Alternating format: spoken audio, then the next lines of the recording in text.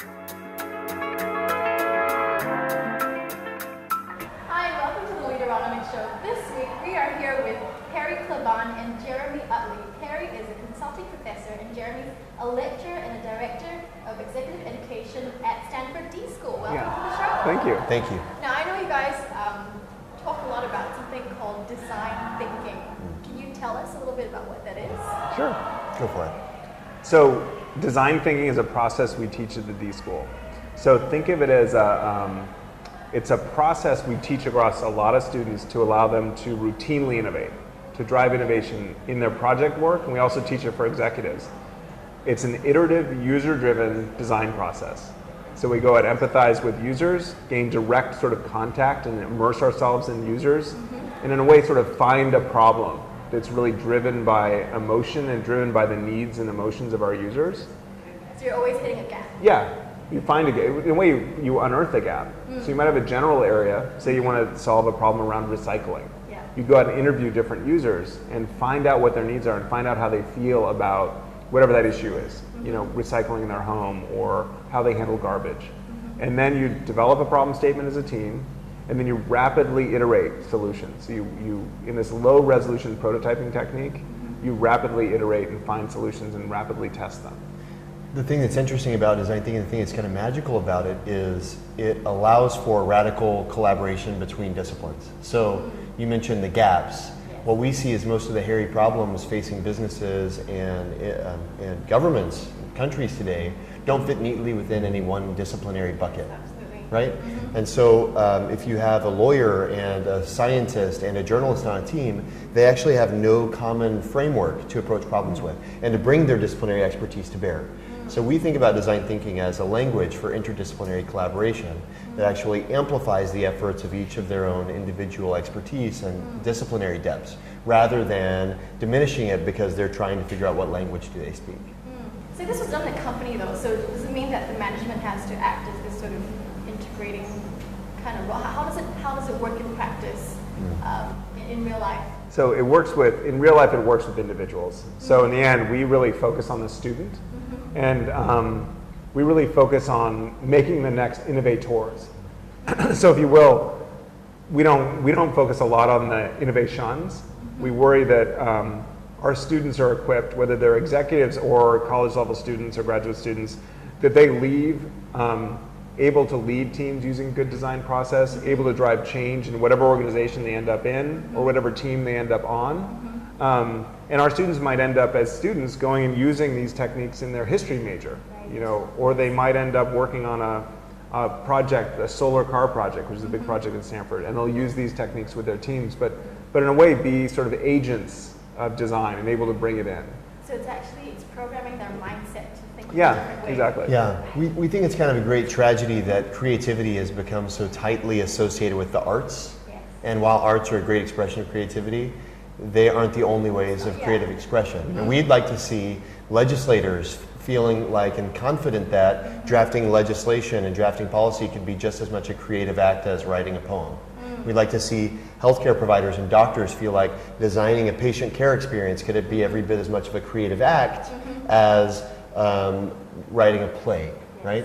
And yet people who've been trained in these more classic disciplines and with analytical rigor have been told all of their lives because they can't sketch well that they aren't creative. Yes. And so they don't think about anything they do as a creative act. And what we're trying to do is really cultivate a sense that they can be confident in their own creativity and they can bring the other half of their brain to the problems that they're facing as well. And would you say that's one of the main challenges?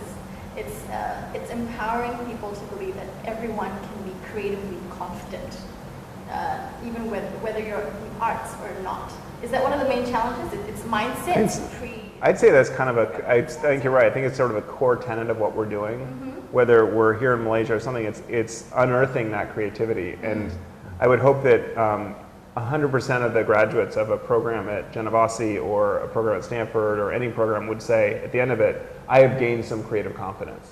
I feel more confident in my ability as an innovator to actually use these tools in my life and in the way I work, and maybe even impart them to others and use them in teams. Let's talk about teachers in schools currently. So say someone's watching this and they're a teacher and they teach a classroom with 40 really rebellious kids. Yeah. How can they integrate some of the principles that you work with into the way they teach in classrooms? Well, I think the advice I'd give is it's not, we talk about design thinking as this whole process. And I'd say it's also a set of tools and a set of mindsets that you can bring in really, whether it's ideating or brainstorming, you can bring in that tool and use it with your students. Particularly something like rapid low resolution prototyping is a technique you can bring in and use easily with students, you know, on any one of their projects. Say they're writing a term paper. How do you get them to write an outline in pencil, you know, in 5 minutes and sort of put it up and get them to critique each other's work? Those are principles of design process, of good design thinking. And my advice to the teachers is, you know, look at our website, look at Genovasi's website, look at these things, get a little bit of training, but know that you can bring it in bits and pieces, and it's just as powerful. Yeah. Because you're just imparting these tools to your students. Yeah, one thing that I would say is that teachers, one of our observations is teachers are always hungry for new content to teach their students. And so there's a temptation to say, this is a great week-long module I can now take in my classroom. And it becomes a what to teach. We think the more powerful thing is for it to be a how to teach, right? And to actually, for the teacher to infuse a level of creativity and mindfulness into the way they're structuring a learning experience. It is a great what, for sure, but it's much more powerful as a how for the teacher to actually transform the way they're teaching. And it doesn't mean some huge thing. It can be simple steps they can take to bring experimentation into their work, to bring a sense of mindfulness as to what modality they're asking students to be in, right? Simple things they can do to affect the behaviors in their classroom have a profound effect that impact a student's ability to learn history or geography or English or whatever the subject may be, not just learn this other subject called design thinking. And let's talk a little bit as well about leadership, because I know that's an area that you guys link this to as well. I guess one of the perspectives from Leaderonomics' perspective, one of the important things about leaders, well, it's everywhere, right? You have to empower the people that you lead in a way where they're able to run with things, right? Yeah. How does design thinking link in with leadership and developing leaders under you? Yeah, well, we teach some of the more advanced classes at the D.school. So once you've sort of gone through boot camps and you've got sort of a fluency with the tools, we take some of those students and actually teach them leadership techniques and oftentimes put them into different organizations in different areas of change and have them actually try to drive design process and try to drive innovation in those areas. And the thing we think is the good leaders using design process in part sort of create other leaders, if you will. They see their agency really as one that they're trying to work themselves out of the innovation catalyst role. That how am I going to get other catalysts? How do I actually spark this in the organization? How do I leave it behind? If I leave, then everything just collapses. Yeah, and in fact, that's how the class is graded. At the end, the organization or whoever they had to partner with to drive change presents. So if they haven't created that, it's very, very clear at the final presentation because they're not allowed to present. They're forced to sit there, you know, no jazz hands. They have to sit on their hands and actually listen as their partner presents what's happening. And you can clearly see places they've actually empowered and created other leaders, and the project is continuing or growing or actually taking on the form of a movement in the company, that type of thing. The reason we teach it in the classroom setting is because what we observed in some of our graduates is that they get into a high stakes, high risk environment, or one that they perceive to be high risk, and they feel that they actually don't have the safety to take risks that they need to take. We believe that leadership is a craft, much like any other craft, right? And it can be honed and refined through experimentation. And so we think about the class not as some pedantic do these things, but rather as opening a big toolbox and saying, try a few different tools out. You're in a safe environment, right? It's almost like an externship. So you've got this fixed period of time. The partner knows and you know that this time is designed in part for you to experiment with your own style. In part for you to try on different personas, to try different tools and techniques, and to learn from not only us, but also from your classmates. And then you are that much more confident going back when you actually take your first full-time job. You aren't feeling a sense of trepidation. You have a sense of your own style, what techniques you can draw from, and a network that you can leverage when you get into a situation that you don't feel comfortable with, right?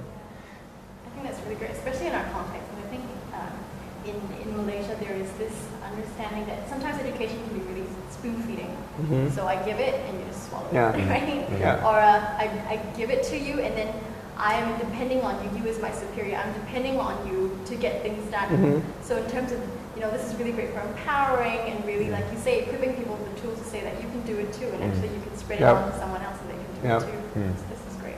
Any last thoughts to add on about design thinking? No, I just think that we've been really amazed and sort of like the attitude when we've been here with executives and the positivity and their sort of eagerness to tackle problems and wanting tools.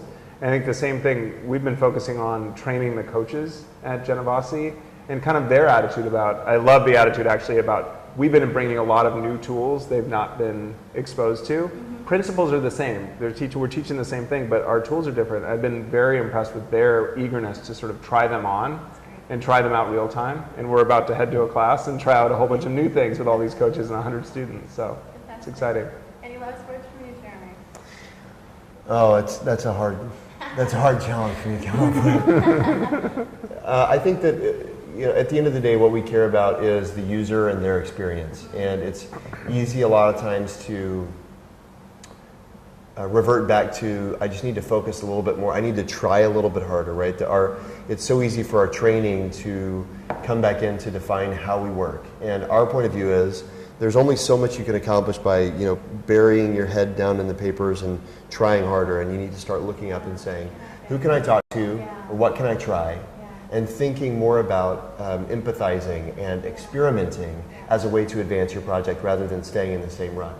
And so if you're getting literally out of your building, wherever your building is, if you're putting things in front of real people before you feel like they should be seeing them, you're in a good, safe place. If you're waiting till it's ready, you've waited too long. Yeah, absolutely. That's great. Thank you so much. Thank you. So we've been here with Jeremy Utley and Klebahn, and they are here as part of Genovasi's inaugural Design Thinking Bootcamp. That's all for today's Leaderonomics show. Thank you so much.